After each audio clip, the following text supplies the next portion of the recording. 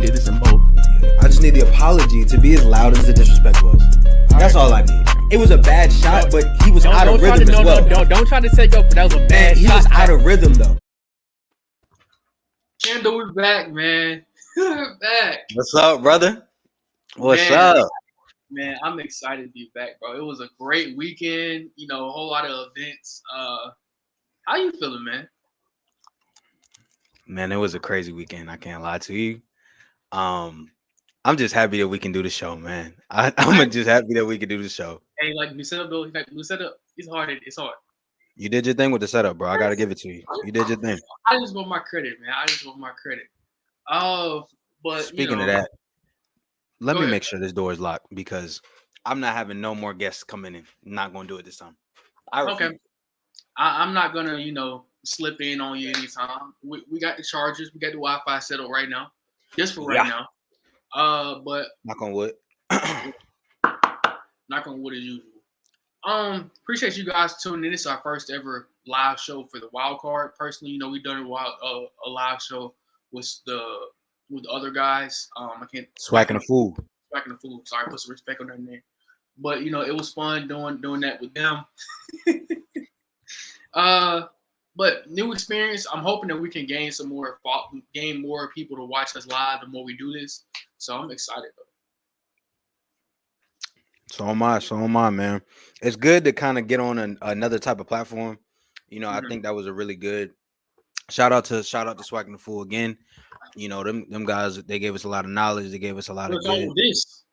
Yeah. They helped us really put this together, put us on. So, real shout out to them, and hopefully we can keep building, keep doing some stuff with them too, and expand our reach even more. So for sure. But I want to do this real quick just to explain to the viewers what the new setup is in a sense. If you give me a second. So across the bottom of the screen, as you can see, we have our ticker, which is it's going to be all your sports news on campus, stats from this past weekend. So you can keep up with the soccer team, football team, volleyball team, and whatever else sport is going on. That's what that is. So read that if you want to, but also listen to us, of course. Kendall, I think it's time for us to get into the show. We rambled enough. Let's get right into it. The MEAC SWAC Challenge happened this weekend, faced off against Howard. I think we surprised a lot of people. I don't know. Were you surprised by the victory? What was your takeaways? We've talked a whole lot about this team. We talked about Coach Robinson coming in. First time head coach. And what would that experience be like? Then we also talked about, the new guys that he was bringing in and all kinds of stuff like that. So I think it was cool to just see them play. I think we've talked a lot about them already. We talked enough. It was cool to finally see them play, finally get on the field.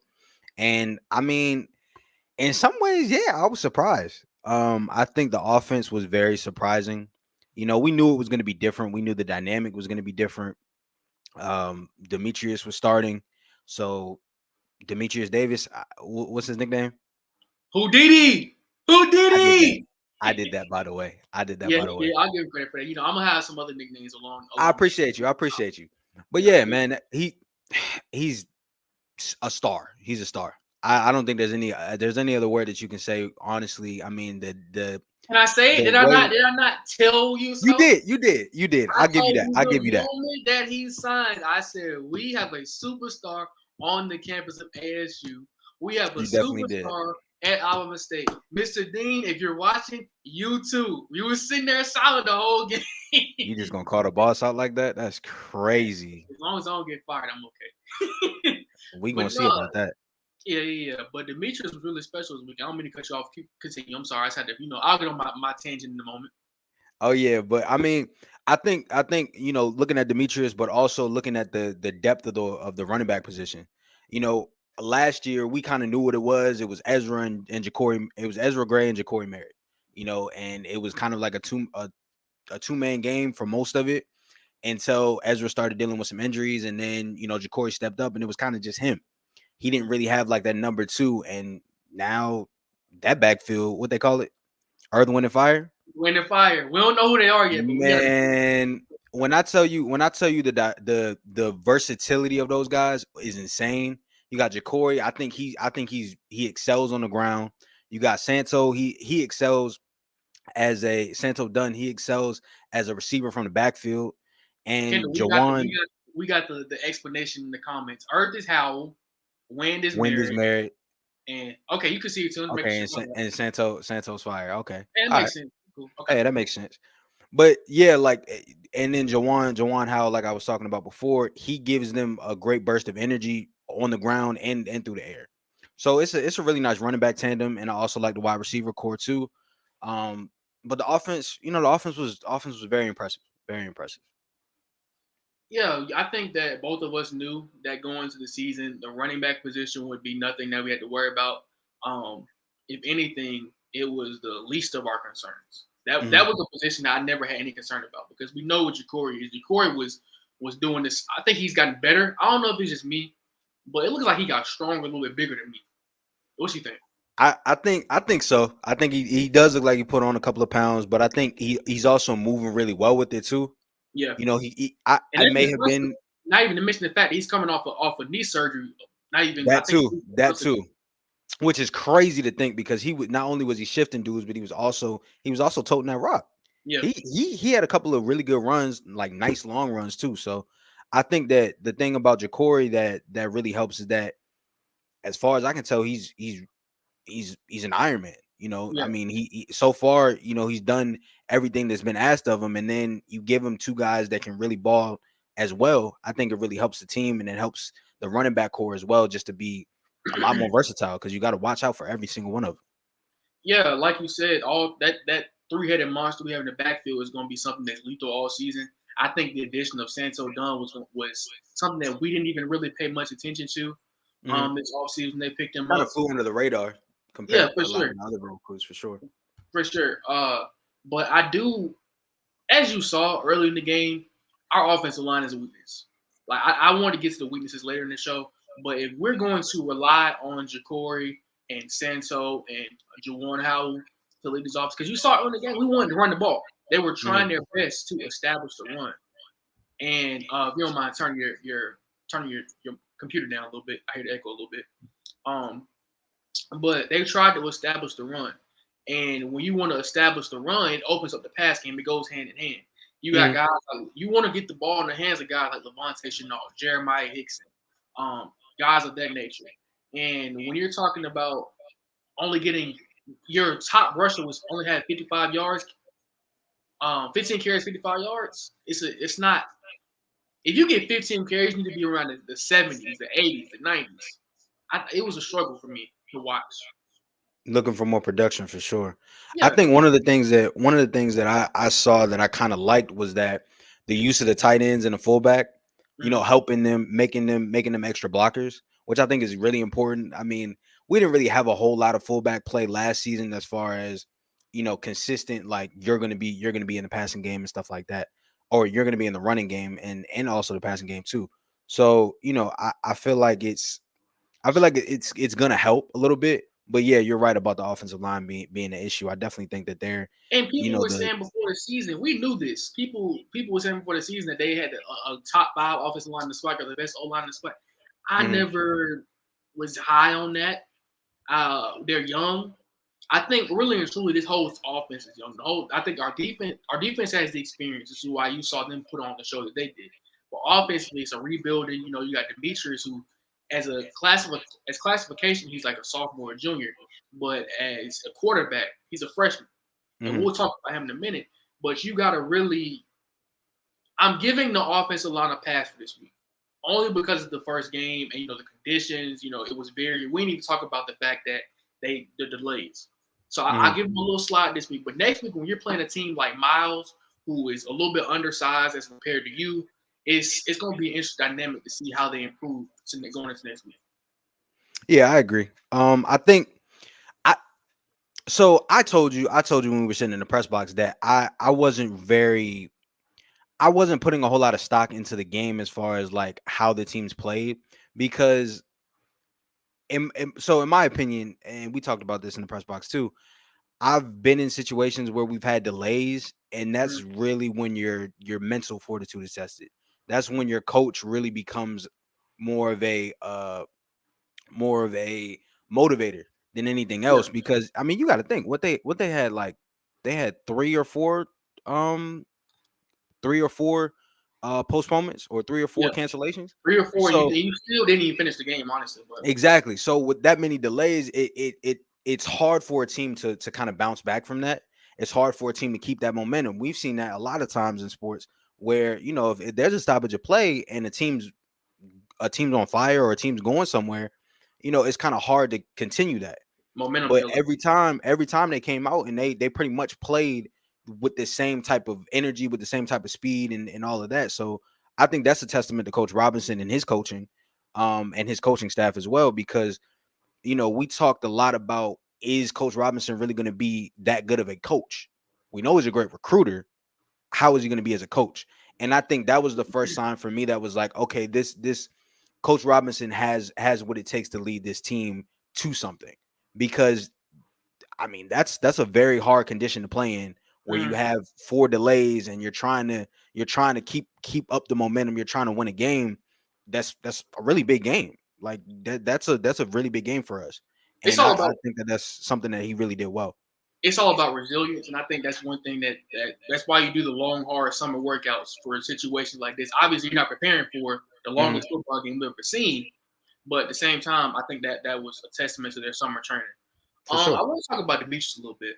What was obviously you said he surprised you, Mhm. but how did you feel about his debut? What would you grade it? If I had to grade his debut, I would give it either a B plus or A minus. Okay. I think he did a lot of things very well. We saw him evade pass rush a lot. He does a very good job at that. He's very elusive. He showed off his speed a lot as well as a runner, but also as a scrambler. And I think that he really made it. He takes this offense to a different place. Different than Something what they we've didn't seen in have the past last couple year. of years. Exactly. Different than what we've seen in the past couple of years. So I think that he has a lot, but I think that even he would say that he could definitely have had a better game. What do you think about that comment right there? Well, let me say this. Let me say, and then we'll address that. Like you said, there was a lot of good. You have to understand. Like I said earlier, he's young. He's a freshman. This was his first ever collegiate game. So if I'm basing it off that, this being his first ever college game, I'm gonna give him a B, low A. I can't go A plus, and you know how high I am on him.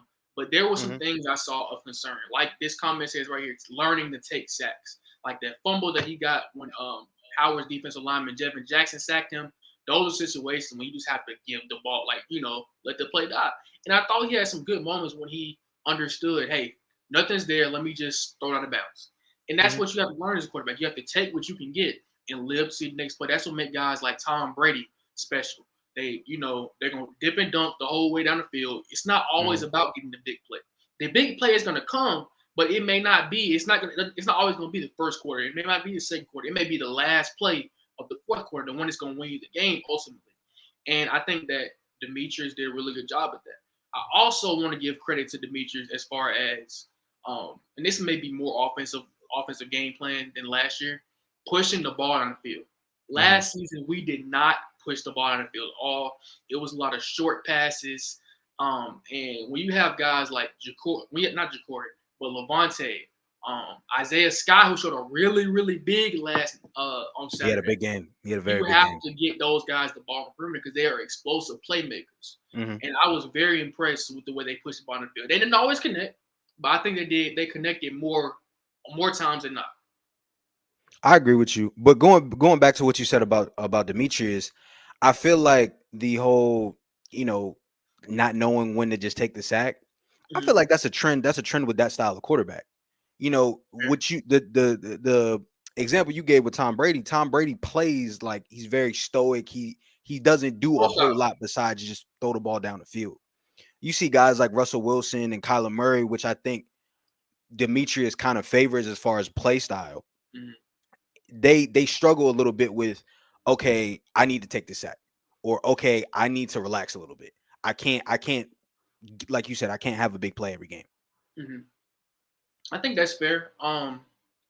He did a lot of good as far as playmaking. And there were a lot of situations when he escaped the pocket and still threw a pretty accurate pass. The receiver may have dropped it, or there was something. Yeah, I was really impressed with his throw, with his ability to throw on the run. I was really impressed with that. People were concerned about his accuracy, but his accuracy was there. He has touch. He has pocket awareness. I think that the thing that impressed me the most about him, outside of anything else, was his ability to know when the pressure was coming. There were a lot of times they were trying to pressure him. Howard even said before the game, "This is his first game. He can come out there and think he can do whatever he want to do. We're gonna pressure him. We're gonna see what he can really do." And he took the underneath routes, and there were a lot of when the safeties came up. It was a lot of good I saw right there. But now I want to transition to the defense. What did you think about the defense? Whoa. We gotta talk about this comment. I'm not for the Miles disrespect though. I'm sorry. I'm just not for it. Miles, I don't disrespect. I'm just saying. We gotta talk about Miles though. Go ahead. Like this comment says, Miles was good at QB. I mean, he probably got maybe less than 5 plays, but the one where he threw it, I believe it was Isaiah Scott, 61-yard pass. Yeah. I think it's, especially for a quarterback, I think it shows you a lot when a quarterback can come in the game and as a backup and pull off plays like that. This is a guy that before Demetrius got here,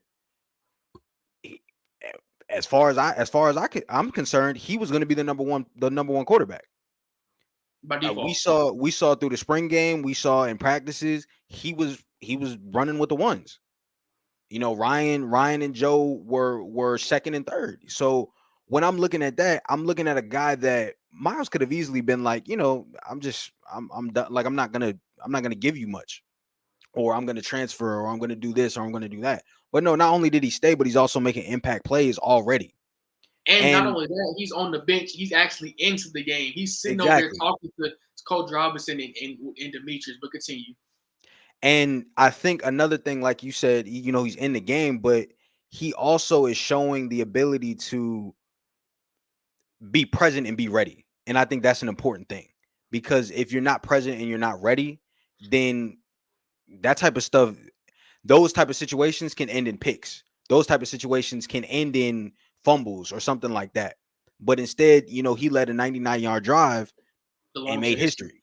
So, I think that that's really important. And also, one of the things that was really interesting to me was, if he doesn't make that play to Isaiah, I think, because Demetrius got back up, I think he had a cramp or something like that. He got back up in a play. He stayed on the sidelines.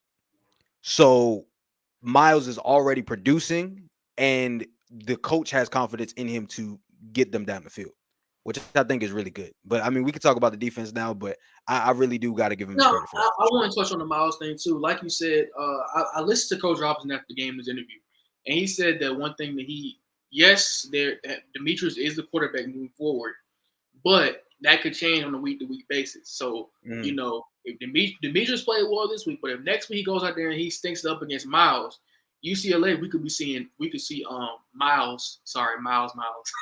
We could see Miles starting at quarterback. I think that's how you have to. Yeah, and I think if you're Coach Robinson, you have to look at this thing as a bigger picture. You want to win a SWAC championship this year, but you're also trying to build for next year, the year after that, and moving forward. You need a solid foundation piece. And I think Demetrius and Miles you have to make a decision this season. I agree. Okay. Now, defense. I'm going to be honest with you. Early in the game, I was concerned. They were shaky. They were definitely very, very shaky. I think that they have a tendency to try to make plays as opposed to just tackling the guy. Or, for example, if there's a ball in the air, if you're in position to just knock it down, you try to go for the interception and you bobble it, and now it's going to the receiver to go the other way. Yeah, I think at times they try to do too much. But I will say this. This was my first time ever watching Bubba play. I was impressed. I was so impressed. You, man. Yeah, dog, I told you.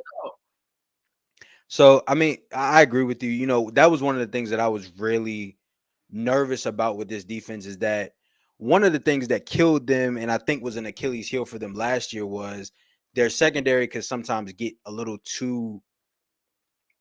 They could try to Trayvon they could Diggs try is to, decent. they could gamble too much. Yeah. They could gamble too much. Mhm. And you know, we saw that with one play, but I think it makes it difficult for a defense when, you know, your secondary tries to gamble so much and then you're not getting to the quarterback as much, so the passes aren't as rushed. Because if you gamble, you know, especially when you're playing man to man, which they played a good amount of, you're one move and you're burnt. So, you know, you can't risk making all of those mistakes. And I think that they made a little bit more mistakes than they needed to. But like you said about Bubba, you know, I've been telling you about Bubba, you know, for a year at least. Yeah. Missed the Um, whole last season, if I'm not mistaken. yeah, and I mean every time I feel like I've seen him play, he's been really impactful. You know, I don't think there's ever been a game that he's played in where I haven't seen him be impactful. But the only issue I find with him is his health. But as long as he stays healthy, you know, that's a great asset for them in the run game, especially because when he blitzes, when he has great like coverage of the ball as far as what hole is going to. And I just think that he has a great ear for the ball too. You know, he's always around the ball. It's never a situation where you see Bubba in the game and he's not near the ball, especially if it stays like if it's a run or if it's a short pass. Mhm. So yeah, Bubba is a great asset for them. Um, I think that great linebacker play makes the defensive line better and it makes the secondary better. So Yeah, I and think that that's a good I kind asset. of want to hit on this comment right here. We didn't see a lot of pressure. Mhm. Our defensive line didn't get a lot of pressure in the quarterback. I think that Yeah. there was a lot of situations where they were out of position and they were just lucky that that Quentin Williams didn't connect on some passes. He Mhm. was a very, he started the game off very well, very accurate. But as the game wore on, and maybe it was fatigue, maybe it was, due to conditions, he slowly kind of faded. And our defense started to rise to the occasion. It was I like the dynamic of Bubba, Urshad, and Keenan Isaac. Keenan Isaac played a really good game. I think he led all tacklers with 8. Mhm. He was very good. He's a big, lanky corner. I expect him to take all the tough matchups this season. He's always going to be our number one. And I think he did really well. I want to say overall, I think our secondary played really, really well. I really do. They didn't give up anything deep. Anything that most of the damage that was done to us were either penalties or underneath stuff. Underneath passes, short passes that turned into 15-yard gains. Oh, And runs too. also, yeah, They got a couple of good plays on the run on the ground too that really killed us. exactly, and that's another thing I want to talk about. I think that when our defense is playing straight downhill, if you're an offense that just wants to run straight downhill on us, Mhm. you're not going to do well. But if you start going side to side and vertically, that's when we get in trouble. And when Yeah. you're playing teams like Jackson State, who have a very creative offense, FAMU, who you saw what they did in North Carolina this weekend, they got blown out, but they still did some damage. Man, I don't care what nobody said. They made a statement. They did. They Not put having respect on your those. best player, and then a lot of I'm sure were key pieces on their team Exactly. to do that against UNC. That was big. Exactly. But I just think our defense has to be better prepared for Mhm. situations when we're playing teams that likes to go vertical, because every team is not. This isn't the 2000s when you have, just because you got these 4 guys up front who are 300 plus pounds, you can just dominate the game. The game is won in the trenches, like Coach Robinson always says, but you have to be able to move sideline to sideline. I think we have great linebackers like Bubba, as we mentioned, that can do that, but you Mhm. also have to get a push from the inside. That's I my agree. Yeah, I agree with you. I think us getting pressure without blitzing, because when you blitz, especially when you blitz a lot, you sacrifice a lot on the back end as far as facts. the secondary and stuff like that. So I think our defensive line, you know, the more that they kind of work, because I wasn't really paying attention to like the stunts that they were running and things like that. But I think the more that they play with each other, and I think the more that you kind of mix in blitzes here and there, I feel like they can get that pressure. Like it's been said in the comments a couple of times, the O line was big for Howard. So, Mhm. you know, it's something that we're gonna have to face in the future because you know the Jackson States, the FAMU's, you know, those type of teams are getting bigger lines and stuff like that. So we do have to worry about that. But Yeah, I rise to think, the occasion. yeah, but I think, you know, as far as a first game, as far as, you know, just watching the team, I think that that's something that they can improve on for sure. But if they don't improve on it, I really think that that can be an Achilles heel for this defense for sure. Another thing that really concerned me this weekend was the special teams. I think the special teams was the worst part of the whole Hornets football team's weekend. Blocked punts, fumbled extra punts. Fumbled extra points. Extra Like points, yeah. sometimes you're gonna play this. We talked about this during the game. You're going to play teams like Jackson State, Alabama A&M, FAMU, and you may have the exact same talent as them. I think this is the most talented we've ever been in the past 3-4 years. The talent can take you so far. At that point, it becomes about doing the little things right. Sometimes the game is going to be won on special teams. Field position is very important in games like that. Oh, for sure. You can't be fumbling and having bad special teams effort. Special teams is a very underrated part of the game. Punters matter. For sure. For sure. I think like you said it perfectly. Special teams is one of the most important parts of a team. I think it's more so obvious when you have an offense that can't really move the ball. So if you have bad punts, then the other team is basically in field goal range anyway. But I think in our situation, yeah, those are valuable points. A field goal here or an extra point there is very valuable. Yeah, because we gave Howard many opportunities to get back in this game. I think that our offense left a lot of points on the board, and I think just before halftime we had an opportunity to go up 30-13, but Jeremiah makes an unnecessary roughness call, and now we're back 15 yards with a 1st and 25. So that's another thing I want to mention. But I'm going to stay focused on special teams. Special teams is going to be essential for this team. Like I said, when you're playing teams like A&M, guys like that, you're going to have to do the little things right. Whether it's, pinning them at the 1 yard line, pinning them at the 5 yard, because I think our defense can hang with anybody.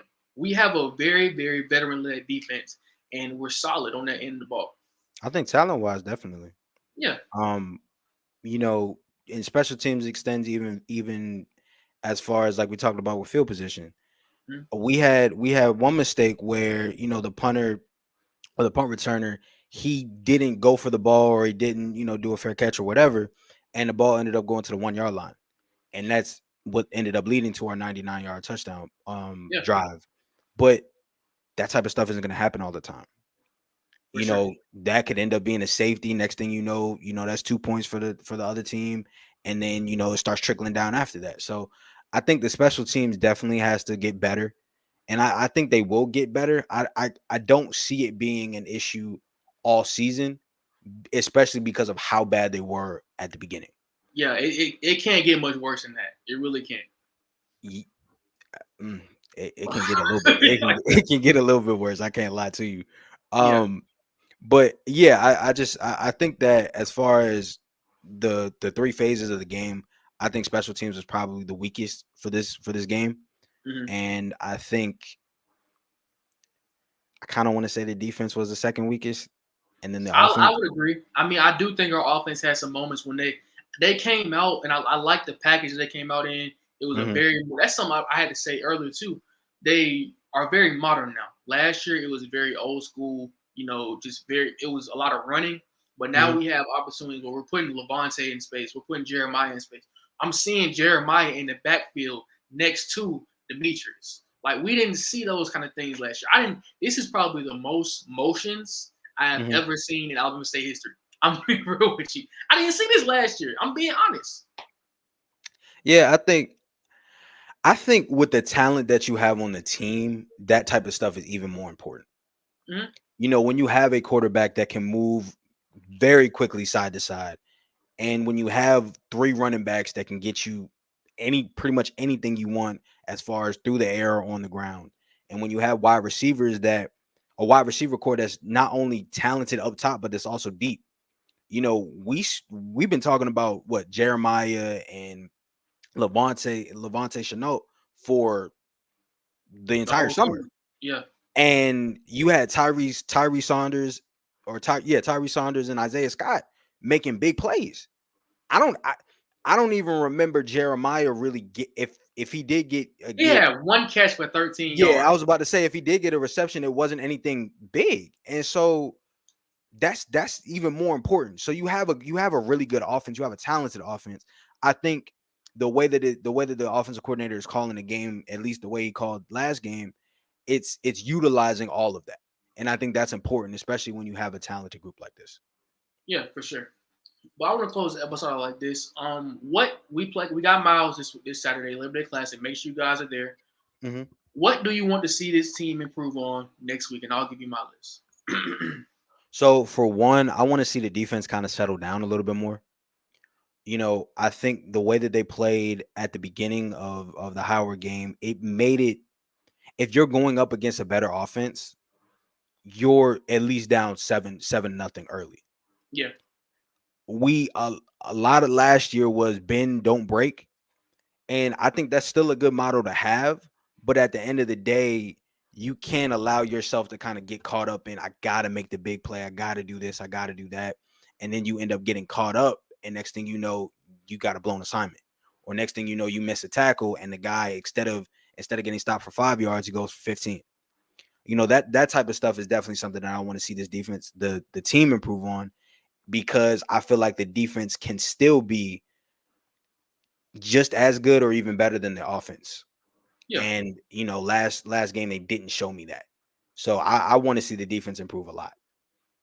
Yeah, you always want to have that balance. You never want your offense to be up here and your defense be down here. You want to have them maybe it alternates week to week, but you never want that kind of separation. You want them to feed off of each other in a perfect world. Most teams don't go like that. Most teams are either offensive centric or defensive centric. Like that's their strongest suit.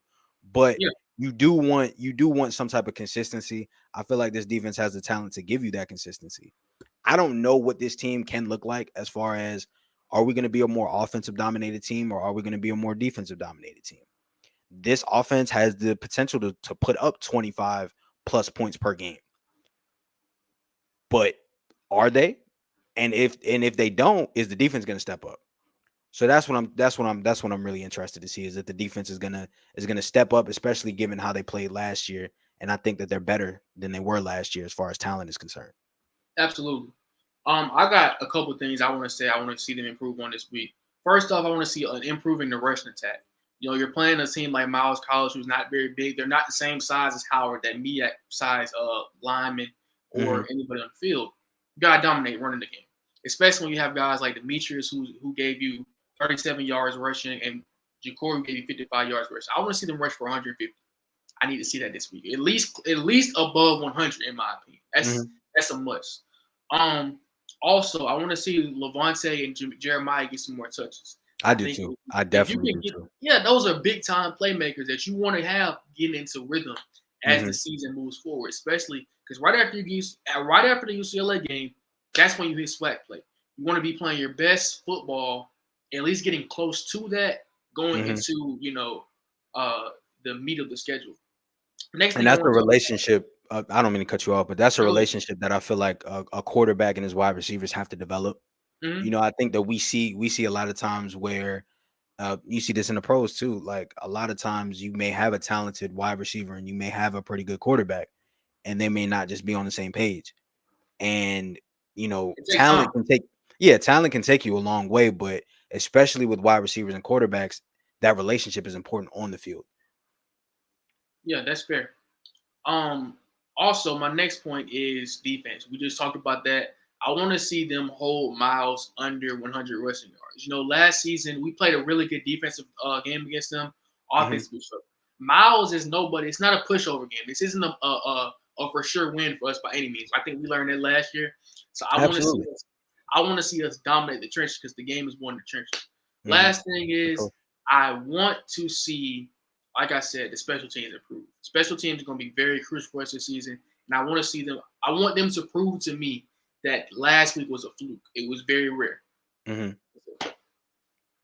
I mean, man, I'm excited to see this team play. I think that it's a lot of good things that I saw this past week, but it's also a lot of things that I think that they can improve on. And I think that that's always good when you're looking at a team, especially, they're 1-0 right now. Seeing them go 2-0 and seeing them continue to be as good as they can be. So I'm definitely looking forward to it for sure. Absolutely. I think we're gonna have a great game this weekend. I'm expecting. I want any score predictions. Last time I did this, it didn't really go well, but I'm gonna say 27 or 28 to 14. 28-14. Okay. 28 to 14 Hornets.